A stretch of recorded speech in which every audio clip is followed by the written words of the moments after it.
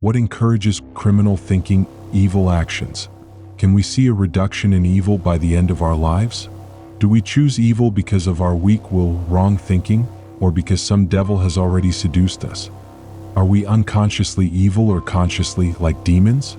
Can only a God save us from evil or meditation, after which we want nothing more from life? Let's start with a distinction. Catastrophe, which brings us suffering but is an inevitable process, a natural necessity, is not evil. Evil is an intentional act, a deliberate harm. That is why we have evil in human decisions and relationships. I'm an expert on worldviews and ethics, and I'm well aware of how they usually explain our aggressiveness, cruelty, malevolence, and dark side, but before we get into that, here's a little story. Two twin brothers inherit the family house from their parents, with the only condition that they not sell it and live in it together. They each have 3 children and a wife, but even though the house is large and has 2 floors, the brothers are conflicted. They cannot live together because they understand order and family life differently. They live on different floors and we'll call them north and south rather than lower and upper, so the names don't seem like an assessment. The southern brother gives more freedom. Everyone in his family goes where they want, takes risks as they wish. This brings joy to the family. Sometimes one of the children is on the peak of happiness from playing on the river. Another wins a race and everyone celebrates. The mother happens to find some wonderful flowers, and the father once even brings a lost lame fox and everyone is carried away to treat it. But it also happens that a child falls into the swamp, comes back crying and all covered in mud. The worst happens. One of the children falls on a predator and is torn apart.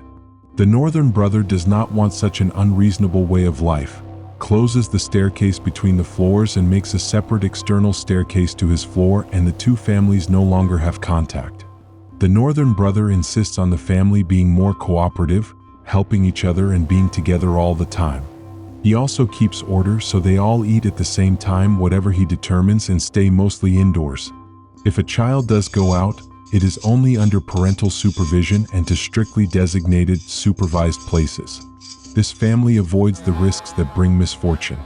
Each brother judges his own lifestyle to be salvation, and thinks the other brother's lifestyle is evil. The southern one keeps from leading a life like the other family, from ruling like his evil northern brother, and from taking away the freedom and joy of life from his loved ones. The northern one wants them to live more cohesively, more protected, and without the risks his foolish southern brother brings to his family. They both resent and threaten each other for trying to interfere in their lives. They stalk each other, pound on each other's walls, and throw trash at each other's side. What is done with such malice? Let's break with history for now. Those close to the science see our dangerous dark side as a manifestation of psychological or physiological fixation, disorder, impairment, or excessive biochemical rush.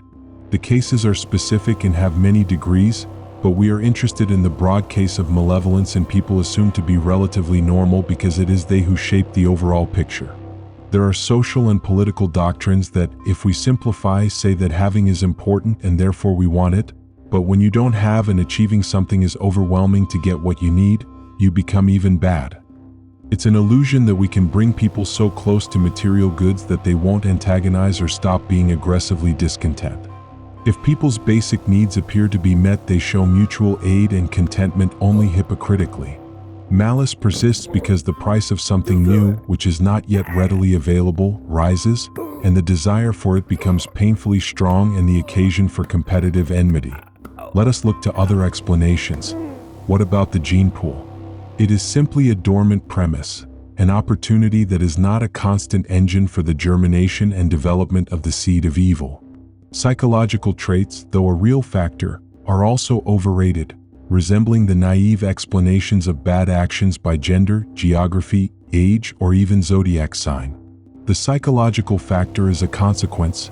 It is triggered secondarily, and conditions must be enduring, and there must be an established meaningful relationship between the individual and the system for psychological phenomena to form into attitudes, traits. There is a lastingly influential psychological disposition if it is carved out of deeper, broader, and more mind-convincing conceptions, such as the picture, appraisal, and idea of the world that are the real engines of good or ill will. So, is evil inevitable? 4 common, influential explanations of evil. We start with those who say it is a disability, a need, a flaw, but there are others who add to these things that evil is an imperfection or a zodiacal characteristic or some kind of magic. Religions in turn add that evil is our weakness or succumbing to a supernatural hidden player. If we listen to them, it comes out that we are helpless against evil toys or losers who bring it into the world through weakness and stupidity. Can we cope with evil? Is there anyone to help us? Not a chance, some say, and others tell us to give up all desires even for love. Is evil inevitable? The major religions, however, claim to have a solution. They insist that we must follow the letter of the Holy Scriptures and become righteous like the people of faith. Okay, but countless world examples confirm that in their minds and actions many of the perverted and depraved people of the world are clothed in religious garb. Added to their conscious misdeeds are the unconscious ones. There are none more dangerous to peace than the passionately religious radicals who insist on improving the world in the name of some sentence whispered by God, but are not interested in researching whether God actually dictated it. We are constantly discovering which schools of copyists, which authors serving the needs of their particular age, actually wrote the supposedly God-dictated sacred texts.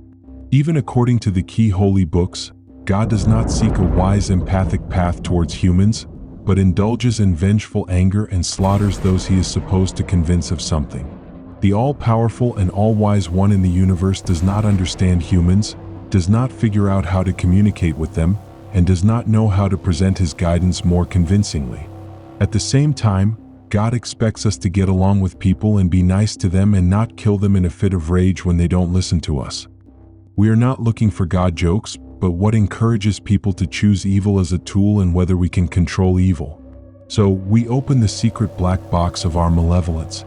People bypass and ignore the traditional official solutions to the problem of evil because they don't take them seriously, nor do they want to subordinate their entire lives to something uncertain. As we have suggested, the key cause of the germination of evil is the soil of societal views, the implicitly dominant worldview of the majority. It is this unfamiliar worldview that convinces people of the meaning, the possibility, and the justification for being bad, that supports the idea that it is pointless to be good. We will more quickly understand the source of evil if we focus on hypocrisy, which is the first window to malice. We are hypocritical, sly, cunning, deceitful, spiteful, covert, two-faced when we are fully convinced that it is worth being evil, but we know the requirements and the benefit of concealing our intentions. But why is there so much confidence in this intention, and why do we think it represents neither our weakness nor the hypnosis of a cosmic villain? We will reveal in a special video what specifically is the worldview that fuels our evil will, but for now we will give something very important. The reason we do not understand why man chooses evil, nor how to control it, is because man surprises everyone because evil actions are his most rational choices. Evil is the human rational choice, an activity the result of reasoning that has calculated the deficiencies of other possibilities. This is why we fail to understand evil, to reduce evil, to control evil, because we underestimate ill will, we underestimate the person choosing evil. Philosophical, political, religious ideologies have already earned the right to be mainstream. Under the pressure of this official worldview power, no one admits that evil can be a rational life position for people, a right approach to act. It is not only politicians, religions, authoritative philosophies, the institutions that govern society that do not recognize it. In their official pronouncements, the majority of ordinary people disguise themselves well and show conformity by formally showing agreement with traditional assessments of evil. Who would dare to make the astonishing claim that the architects of the mainstream worldview have failed to provide a realistic, engaging worldview of the world and ethics? While bowing their heads to loud voices, ordinary people are emphatically not to blame for evil. It is the fault of those who conceal lies and errors in their doctrines, because in so doing they encourage evil to rule permanently, covertly, and widely. The mass intuitive understanding of the shortcomings of the official worldview in different cultures is manifested in the widespread circumvention of morality, in the exploitation of opportunities for deviation from the right path, and in the persistent hypocrisy in the face of established views and their institutions. The majority makes some unreported comparison and uses evil constantly as being safer, practical, and of direct benefit. The preachers of great truth and morality have led men to choose evil from rational motives, because they are rational beings and because they choose the truest and best of the possible. When one chooses rationally, it is good. Evil is not chosen for evil motives, such as for world evil to occur. Evil is chosen for some good to come, therefore evil is good that has not met an equivalent alternative. If our personal and group good is evil to other people or relative to some viewpoint, then society is badly indoctrinated, then worldviews have failed to persuade people not to desire something harmful to others but to desire something good. This mess has been stirred up by our beloved traditional worldviews, and now people are seeking good through evil because they are not permanently convinced that real, rational, and true good is being offered to them. Thus, it is through evil that the majority make their most rational choices. This will continue as long as the old worldviews in power do not admit their guilt, but insist on leading the parade as before. We are not naive. They will not admit guilt because they do not prioritize ethics, the hidden pains and views of ordinary people for which they choose evil. The decisions of the great ideologies of the system are a form of noble lie that maintains the semblance in their own authority. However, evil cannot be contained in this way, and it will continue to be the most rational human choice. No, this is not our final message. For us, evil can and must be controlled. People can take the reins over it, however, if they do something definite with the truth in the hidden views of the majority. We return to the two brothers. Yes, they are attacking each other, and they are only protecting their own family interest because they consider their understandings to be salvageable for their own perspective. The northern brother thinks the southern way of life is dangerous, selfish, and inadequate to current reality. The southern believes the other way is prison-like and impractical for the long term. We can't help them by explaining scientifically the source of their malevolence, nor if we preach to them not to get attached to anything, not even their family. Nor will we help if we tell them to stop harming because they can get a nice life in heaven. They want to live in real life, and real life has its own problems and demands, which are not influenced by dubious ideals detached from earthly reality. For the brothers, a common perspective can be shown that is realistically workable. If they see a new meaning that, being realistic, is indisputable, a meaning that unifies their understanding of the future and the ideal, then they will change their view of life. The salvific actions for their way of life will not diverge and be so anxious and extreme. There are incredibly important possibilities here, but to present them through various examples, practical and concrete, we will look at them gradually, right in this channel. It is a gold mine. And for those who have already guessed, I confirm, yes, the two brothers are North and South Korea.